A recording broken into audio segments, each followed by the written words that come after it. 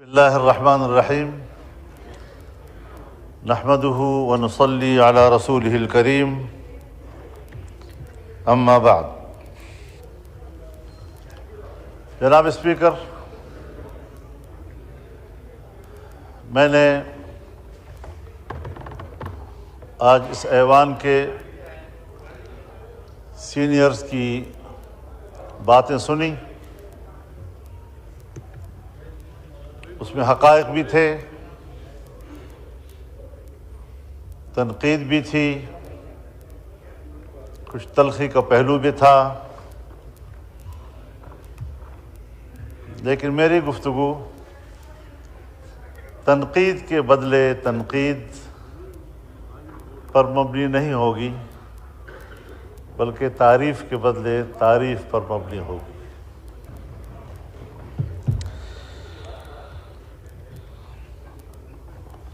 جناب اسپیکر،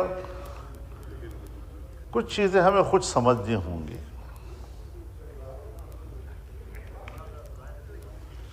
آج ہم جس موضوع پہ بات کرنے کے لیے بیٹھے ہیں، اور آج ہم جو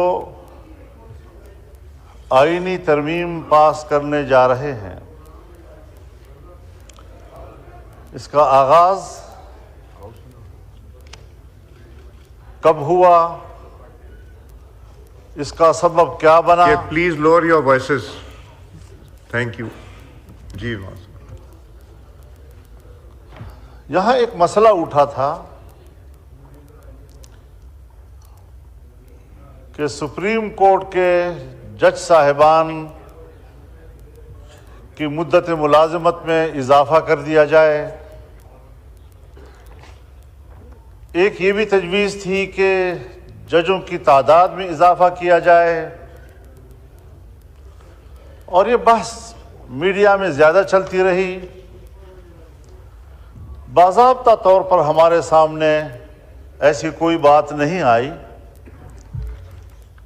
لیکن بالآخر پارلیمان کے اندر سے بھی، سیاسی حلقوں کے اندر سے بھی جب اس قسم کی باتیں ہمیں یہاں پہنچی، تو میں نے اس وقت اسی فلور پہ یہ عرض کیا تھا کہ یہ ایک آئینی ترمیم ہوگی، اور آئینی ترمیم کا موضوع شخصیات ہیں۔ یہاں پر اصل میں جھگڑا شخصیات کے حوالے سے ہے کہ اگر ایک جج ہے تو اس سے حکمران پارٹی گھبرا رہی ہے، اگر دوسرا جج ہے تو اس سے حزب اختلاف کی جماعت جو ہے وہ گھبرا رہی ہے، اور ایک کی کوشش یہ ہے کہ فلاں جج ہو، دوسرا کہتا ہے کہ فلاں جج ہو۔ اس چیز میں ایک مسئلہ پھنس گیا تھا، جس کے لیے میں نے عرض کیا تھا کہ آئینی ترمیم کو شخصیات کے تنازع میں یرغمال نہ بنایا جائے، بلکہ آئینی اصلاحات لائی جائے باقاعدہ طور پر، اور ملک کے عدالتی نظام کو ٹھیک کیا جائے۔ اب ظاہر ہے یہ میرا ایک تصور تھا، اور ہمارے مد نظر تھا یہ کہ 2006 میں جب پاکستان مسلم لیگ نون اور پاکستان پیپلز پارٹی کے درمیان جناب میاں نواز شریف صاحب کے اور جناب بینظیر بھٹو شہید صاحبہ کے درمیان چارٹر آف ڈیموکریسی یا میثاق جمہوریت پر دستخط ہوئے، تو اس کو ایک پذیرائی ملی، اس کے مندرجات کو ایک پذیرائی ملی، اور اس کے اندر ایک آئینی عدالت کا تذکرہ تھا۔ اب ظاہر ہے میں ہوں یا جتنی بھی یہاں پر پارلیمانی جماعتیں ہیں جو اس وقت موجود تھیں، یا جو سیاستدان تھے اس وقت، ہر چند کے بہت سے لوگ اس کے دستخطی نہیں ہیں، لیکن بعد میں ایسے فورم وجود میں آئے کہ ان فورمز پر جب ریزولوشنز آئے تو وہ انکلوڈیڈ بائی COD، اور ہم نے بھی اس پر ساتھ کیا ہے۔ لیکن جناب اسپیکر، ہمیں ایک بات سمجھ لینی چاہیے کہ سی او ڈی نہ تو آئین کا متبادل ہے، یہ نہ قانون کا متبادل ہے، یہ محض ایک اخلاقی معاہدہ ہے۔ ملک کے نظام کو بہتر کرنے کے لیے ہم اس سوچ پہ اتفاق کرتے ہیں، اور اپنے سیاسی اور جمہوری سفر میں جہاں ہمیں کوئی مشکل درپیش آئے گی تو ہم اس باہمی اخلاقی معاہدے سے رہنمائی حاصل کریں گے۔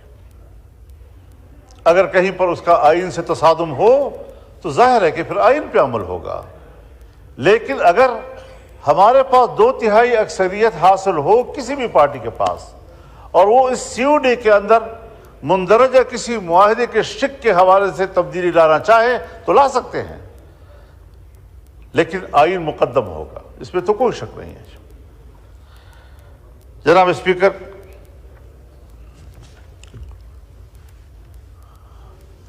جب بات آئین کی آئے گی تو آئین میری نظر میں، بلکہ آپ سب دوستوں کی نظر میں، اس کی حیثیت ایک میثاق ملی کی ہے۔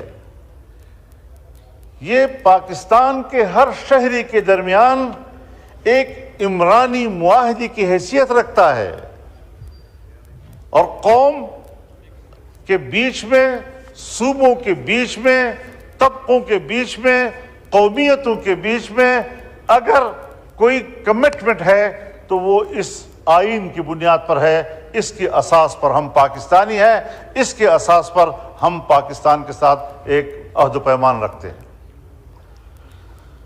اس تصور کو سامنے رکھتے ہوئے آئین کی اہمیت کو ہمیں سمجھنا ہوگا۔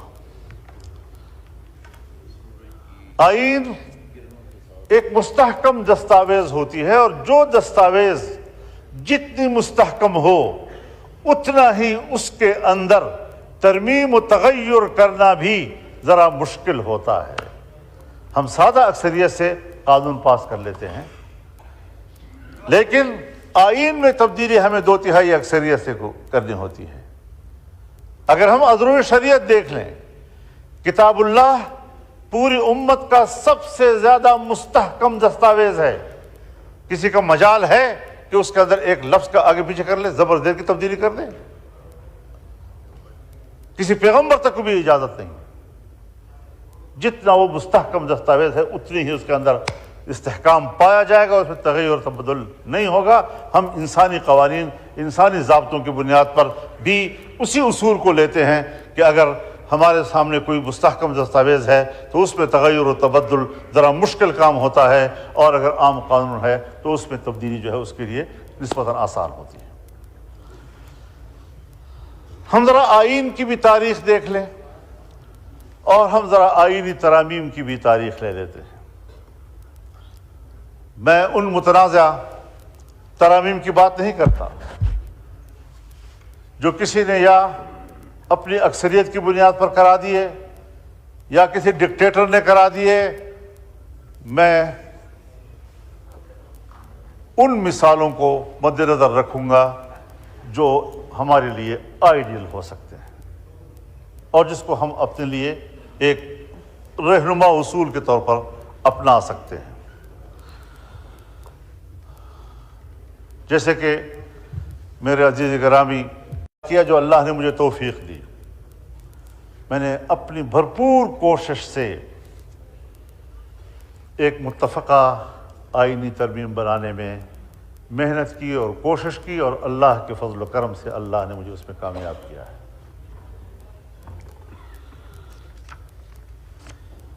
جناب اسپیکر،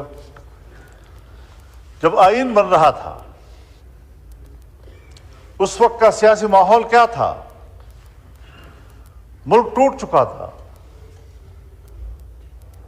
ملک کے ٹوٹنے پر سیاسی اختلافات تھے، کون ذمہ دار ہے اس کا؟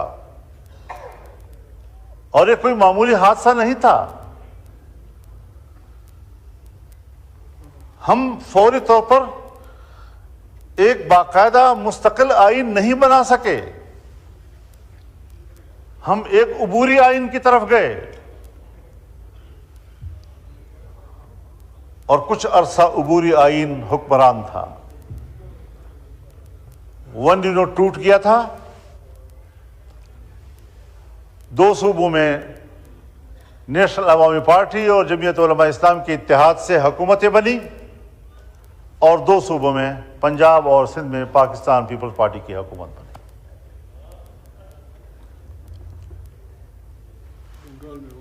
ایسے وقت میں جبکہ بلوچستان اسمبلی کو توڑ دیا گیا اور جس پر احتجاج کرتے ہوئے میرے والد صاحب جو اس وقت صوبہ سرحد کے 1 یونٹ کے بعد پہلے وزیر اعلیٰ تھے، انہوں نے احتجاجاً استعفیٰ دے دیا اور 9 مہینے سے زیادہ ان حکومتوں کی عمر نہیں رہی.